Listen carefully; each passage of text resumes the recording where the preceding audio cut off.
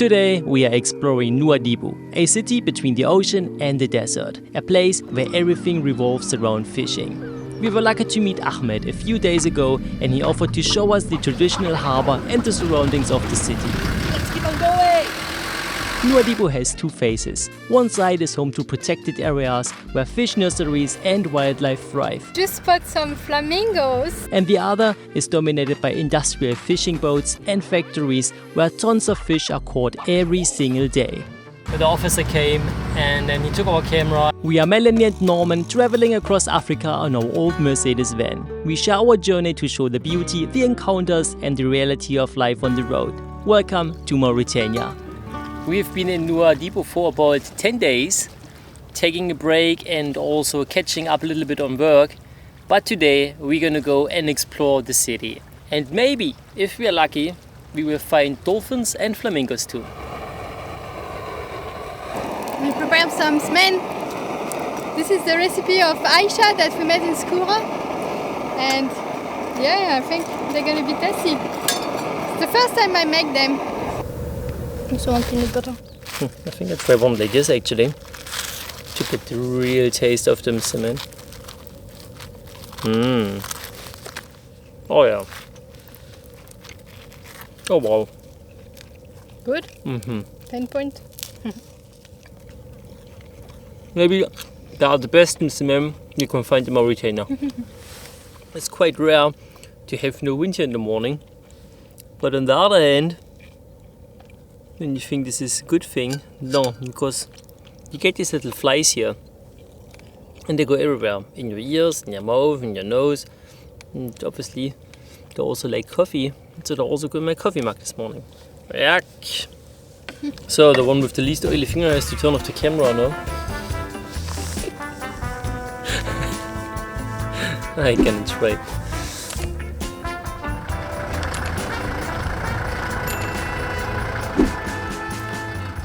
First stop, the bin.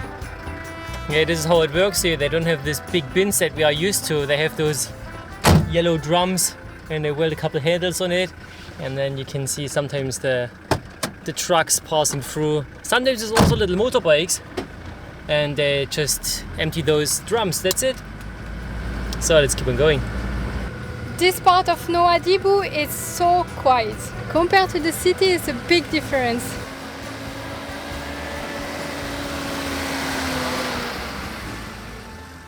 We just spot some flamingos and it looks like it's in the natural reserve because there is a fence all around and a lot of water and it's quite green there. So we try to get closer, maybe we can take some nice shots. Here the ocean currents bring cold, nutrient-rich waters from the deep Atlantic. It creates a fish nursery with millions of young fish growing here. The only thing is that we cannot really sightseeing for very long because we ran out of water.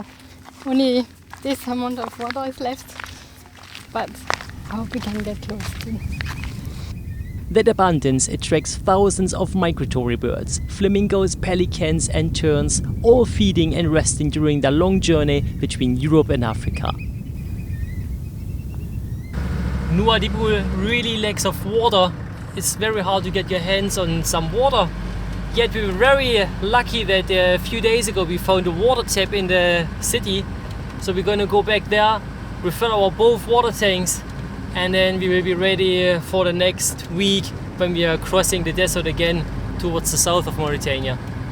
There is no natural freshwater source in Nouadhibou. Most of the water comes from Boule Noire, about 100 kilometers away, or from small desalination plants. That means water is precious, delivered by trucks, stored in tanks, and never taken for granted. And to get our water, we really need to go all the way through the city, and cars and drivers here are really crazy. We drive through dusty, busy streets, passing small shops and open markets. Nouadhibou feels alive, chaotic, colorful, and full of energy. And the red light here is not obligatory. You don't have to always stop on it. Sometimes it's even better not to stop because you don't know if the guy behind you decided that he will stop or not. Here on the main street, you can find everything you need. SIM cards, clothes, fruits, veggie, and they're actually like organized in little quarters. So you will find all the veggie almost at the same place, all the clothing at the same place, and garage at the same place, etc. Let's just stop here and then give someone. Many cars look like they have survived 100 desert journeys. Cows and goats wander freely, searching for food on the ground. And in the middle of all this, we have found the precious water tap.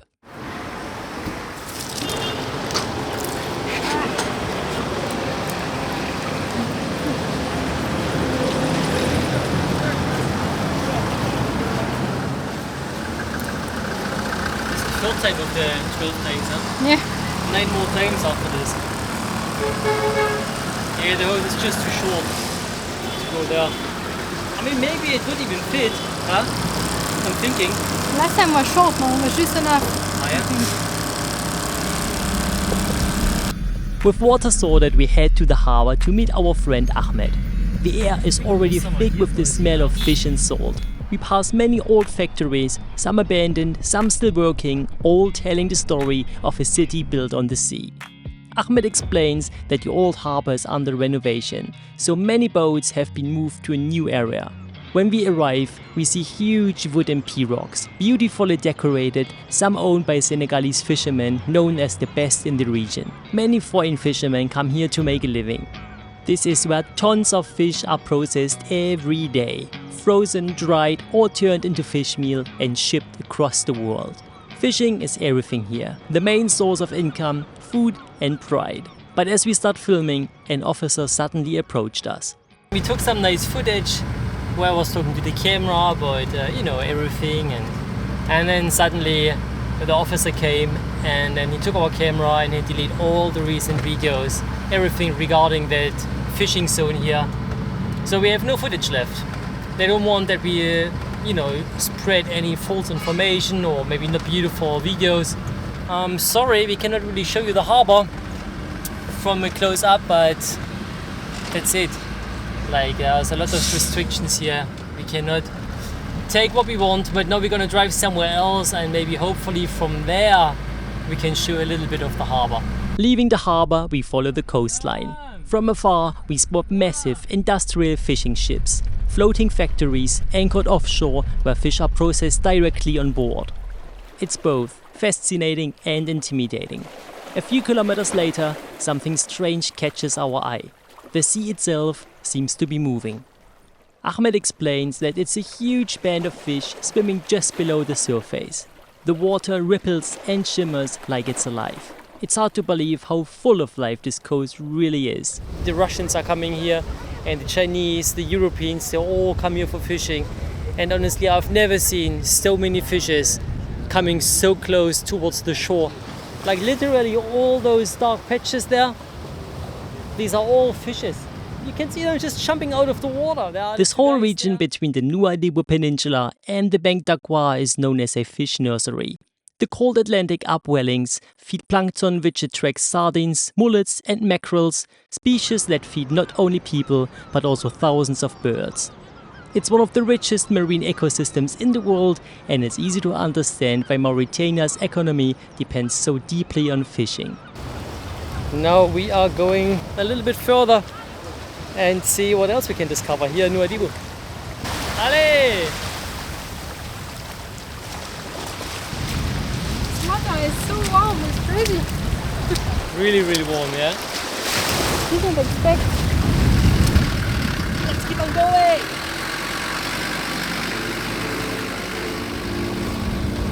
Oh wow, look at so many fishes. We stop again to meet one of Ahmed's friends, a passionate fisherman. He tells us that here fishing isn't just a job, it's a way of life. Mauritanians love to spend their evenings or weekends by the shore, casting lines, brewing tea and enjoying the peace. It's a beautiful reminder that fishing here is both survival and tradition.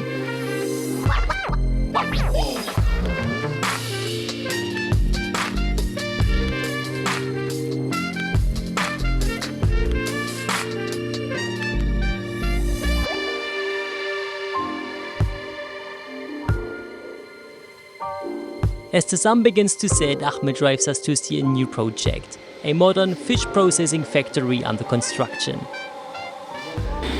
That place is just huge. They will be able in a month or two to process up to 180 tons of fish every day. They have storage rooms where they can store 2,000 tons. Not kilos, tons. Look at these massive holes here. They are 8 meters up. This is wow, and everything is European standard.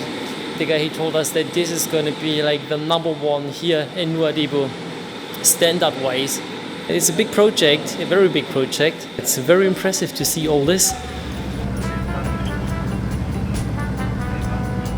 We are ending up driving at the night.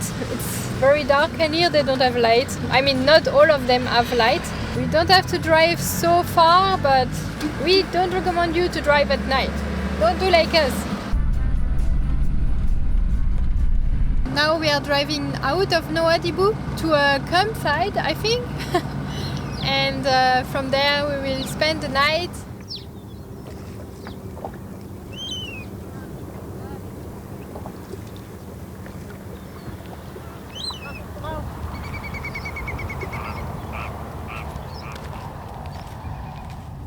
This morning we get up for the sunrise and we have beautiful view here over the sea, and there is pelicans and flamingo.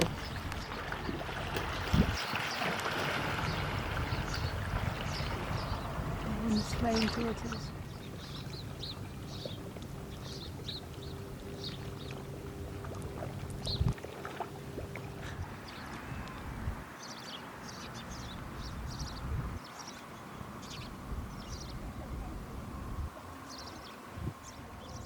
It's a little paradise here for the birds.